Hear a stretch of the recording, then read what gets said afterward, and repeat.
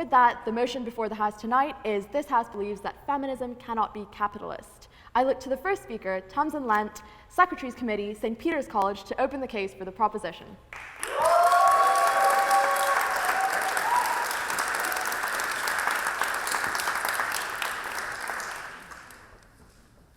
Ladies and gentlemen, in a couple months, I'm probably going to be the most hated woman on the internet.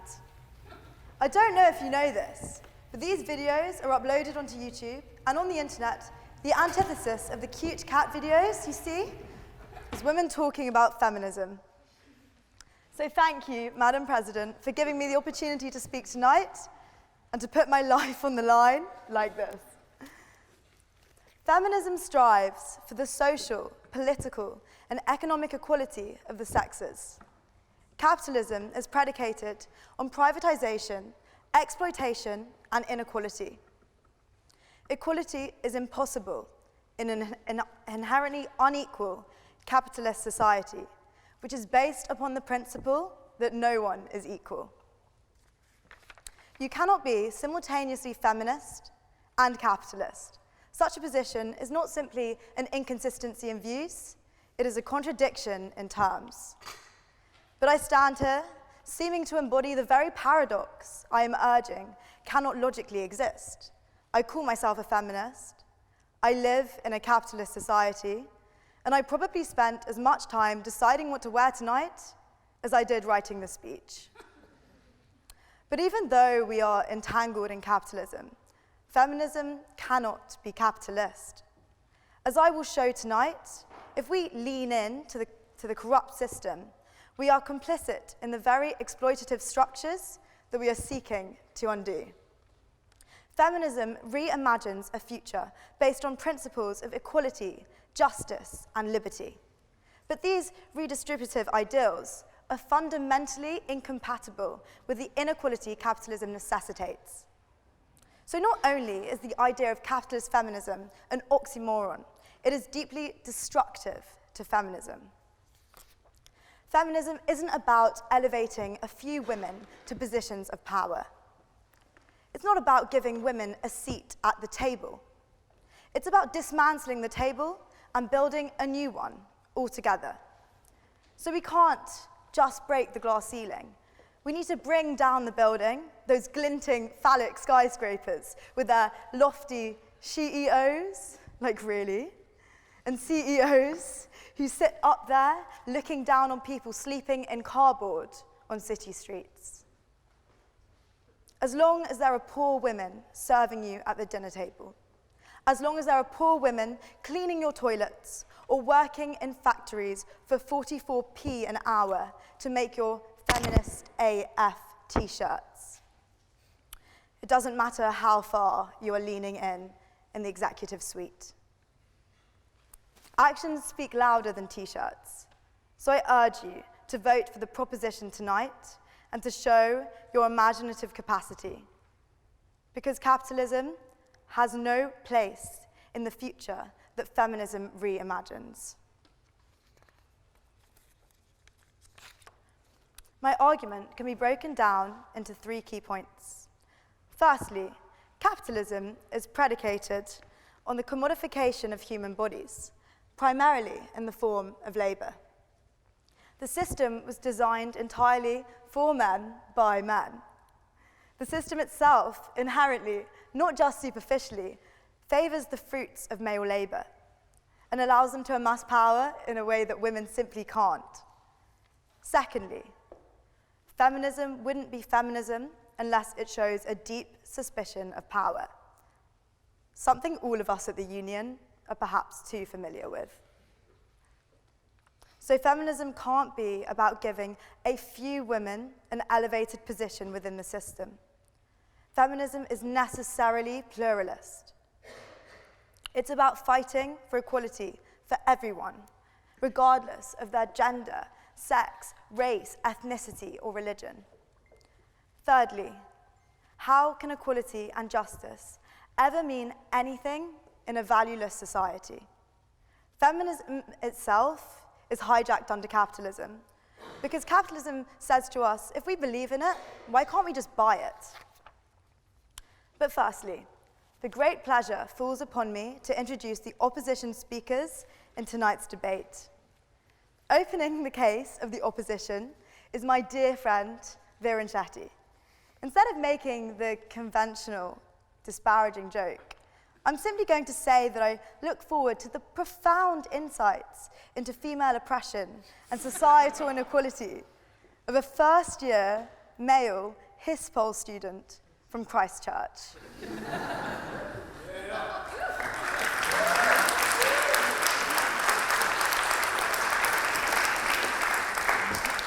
You'll then hear from Kate Andrews, the economics correspondent at The Spectator, who was previously Associative Director of the IEA, which calls itself a free market think tank. Nothing says free market think tank like being registered as a charity but being funded by the tobacco industry. Am I right, Kate? Finally, closing the case of the opposition is Deirdre McCloskey, Professor of Economics, History, English, and Communications at the University of Illinois, and author of Why Liberalism Works. McCloskey argues that we should replace the word capitalism with innovativism. And I mean, I'm pretty sure we can close the case here. Sorry. Madam President, these are your speakers, and they are, of course, most welcome.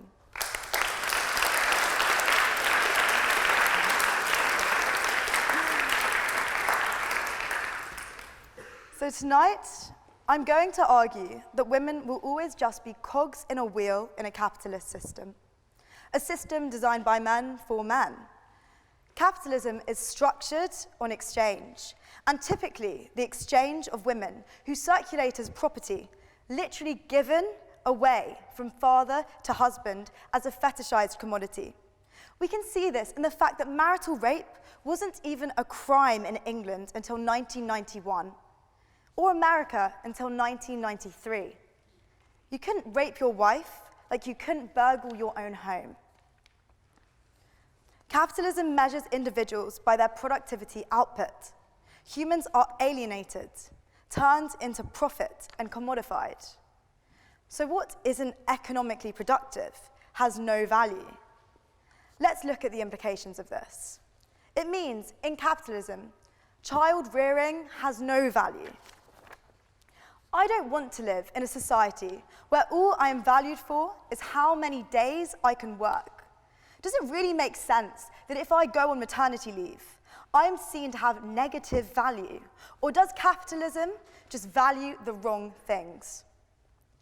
Feminism is about seeing another type of value than bodies' economic productivity, human value.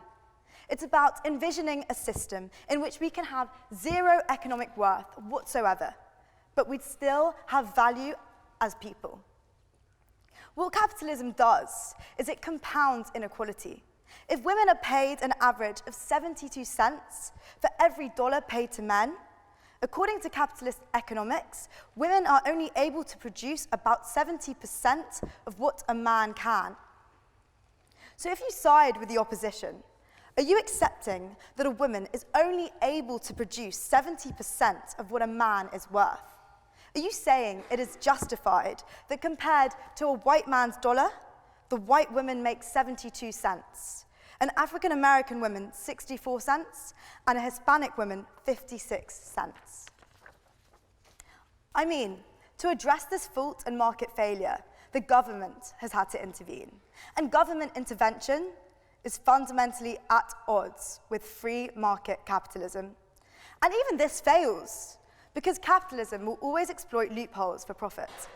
Since the Equal Pay Act of 1970, it has been illegal to pay different amounts of money to people for the same job. But the inequality gap has widened since then. Clearly, capitalist feminism has been, and always will be, irrelevant to poor women, women of color, queer women, trans women, and the working class. And that's why intersectionality is so critical to feminism. Because if it only works for a few women who come out on top, It won't work at all. Feminists have to be pluralists, given the historical exclusion of women. We have to fight for everyone. And so, my second point is that women in power are too often palatable figureheads for corrupt corporations. If a company behaves absolutely terribly, but its director is a woman, is that really still feminism?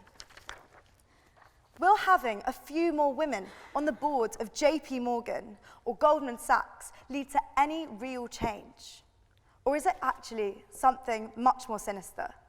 A hoax to cover up the reality that they materially disadvantage hundreds of thousands of women? Should we really celebrate the fact that the head of the CIA is now female? Surely Gina Haspel, who once oversaw torture at a black site in Thailand, is not a feminist icon, but just a glorified waterboarder. Should we really celebrate the fact that 4 of the 5 largest defense companies in America are run by women, and forget about the women their bombs are being dropped on? We need to avoid making the fatal error of saying that a woman who is successful is synonymous with a feminist. By that formula, Margaret Thatcher, who in 11 years promoted only 1 woman to her cabinet, would be called a feminist just because she was in a position of power and wore handbags and power suits. We're meant to be inspired by Madeleine Albright, who broke the glass ceiling by becoming the first female Secretary of State, and just ignore the fact that she excused the death of 500,000 Iraqi children by saying it was worth it. Nowhere does it say that being a feminist is being a woman in power. The girl boss strand of feminism fails. Hillary Clinton tried for change within a political system, but she was trumped. Tried quite hard with that one. She was trumped by a misogynist. When we obsess over getting women into powerful positions, we are just missing the point. It is impossible to change through reforming the institutional system. We can't just add women and stir them into the mix. We need to change it up from the bottom. So as I come to my last point, I want to ask you, how can equality and justice ever mean anything in a valueless society?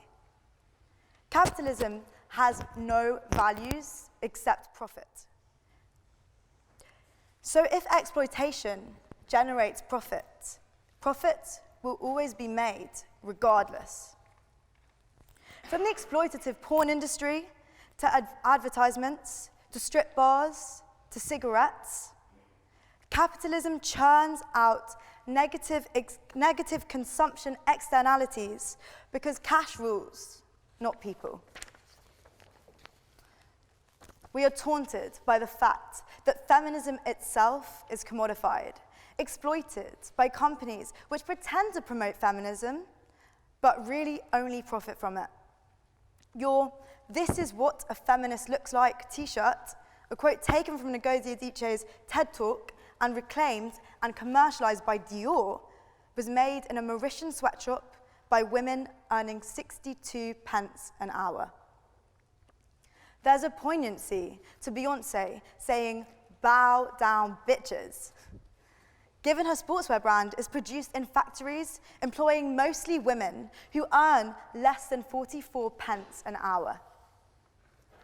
Natalie Portman's recent dress protest might have made headlines, but she was just playing another role as a feminist, given that she had barely worked with any female directors herself. We can see the hypocrisy of capitalist feminism. So if we subscribe to Sandra Bullock or Reese Witherspoon's crusade to make as many millions of dollars as their male co-stars in the name of feminism, we subscribe to our own subjugation. Corporate feminism, trickle-down feminism, white feminism, whatever you want to call it, capitalist feminism will always be counterproductive to feminism. It distills feminism into hashtags like girl power, slaps it onto slogan t-shirts, commodifies it and sells it to us through white wealthy women who claim feminism as their own brand. The girl bosses and the CEOs are not only a mockery of feminism, they are part of the ploy of the patriarchy to edge out real feminist movements going on in places like Lebanon or Chile. Ladies and gentlemen, the idea of capitalist feminism is a sham. It's a distraction. Like the YouTube comments on this video will likely focus on anything other than what I'm actually saying. Capitalist feminism focuses on raising salaries for women to stop us questioning where that money comes from in the first place. It's not feminism at all. It's a beautiful, obfuscating trick of the patriarchy. It is the reason why, 100 years on from first wave feminism, we can see that almost every significant social, political, and cultural institution remains, as it always has been, dominated by men. From comedy shows to courts, from politics to unions, except, thankfully, the Oxford Union. Look, I don't care what you call yourself. If you claim to fight for women's rights while simultaneously supporting an economic system that exploits, denigrates, and subjugates women, you are no girl boss to me.